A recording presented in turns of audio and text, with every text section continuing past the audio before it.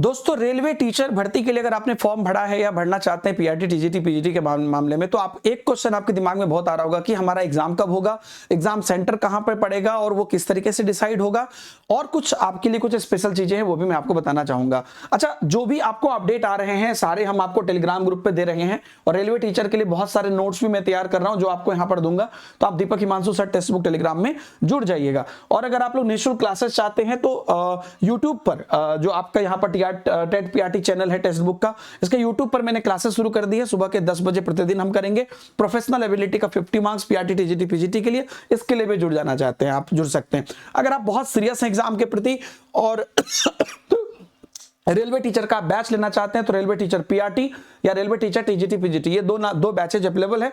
अगर आप इस पे एक्सट्रीम डिस्काउंट चाहते हैं तो नीचे का या तो आप रेफरल कोड यूज कर लीजिए डीएस सर, डी से दीपक, एस से हिमांशु, या नहीं तो नीचे कमेंट में हम डायरेक्ट आपको लिंक दे देंगे, हाईएस्ट डिस्काउंट लगा के एक लिंक तैयार कर देंगे जहां से जाके आप बैचेज ले सकते हैं।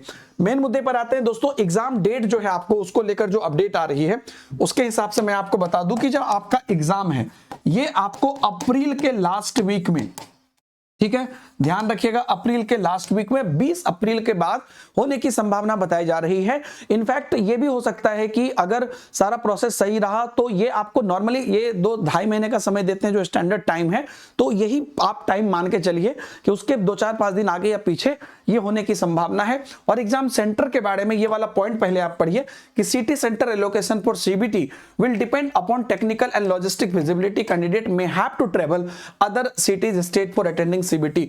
तो यहां पर क्या कह रहा है, पहली बात तो अगर आपका जो एड्रेस आपने दिया है उसी हिसाब से चीजें डिसाइड होगी, ठीक है।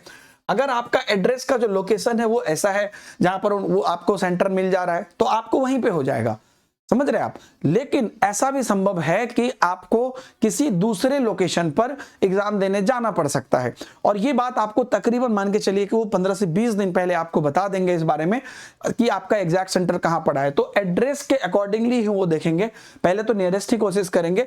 अगर आपका लोकेशन वैसा नहीं है, depend on the zone and depend on the all factor, तो आपको वो कहीं ना कहीं ये चीज ध्यान में आपको रखना होगा कि आपको ट्रैवल करना पड़ सकता है दूसरे सिटी में। तो आपके एड्रेस के कॉरेस्पॉन्डिंग ही वो दूसरा सिटी भी तय करेंगे जहां पर आपको नियरेस्ट पड़ जाए, ठीक है।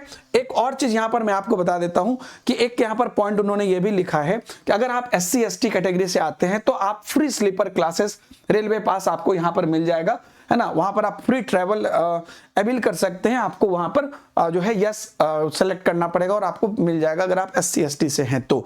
और मैं सबको कहना चाहूंगा इस फॉर्म को आप जरूर फिलअप करिए, क्योंकि इससे जो आपकी प्रिपरेशन है, बहुत लोग कहते हैं सर सीट कम है, आपको एक ही सीट चाहिए, हमेशा ये ध्यान रखिए, और कोई नहीं जानता कि किसका कहां पर होगा, तो आप एक सीट बस चाहिए। और दूसरी बात कि ये जो प्रिपरेशन है ये आपको KVS में भी बहुत बड़ा फायदा करने वाली है आने वाले समय में, तो इसको जरूर तैयार करिए। और ये एक ड्रीम जॉब है, आप यही मान के चलिए, ठीक है। और आप लोग अच्छे से अपना जोन सेलेक्ट करिएगा, हर चीज देखकर। कई बार क्या होता है कि लोग सोचते हैं अरे पीआरटी में इतना ज्यादा सीट है, पीजीटी में कम है, तो पीजीटी में कंपटीशन भी कम है। तो हर प्रकार की चीजें सोच के यथासंभव अपने हिसाब से बेस्ट कोशिश करिएगा। कोई डाउट हो तो मुझे बताइएगा, बाकी टेलीग्राम पे बने रहेंगे। Thank you very much, bye bye, जय हिंद।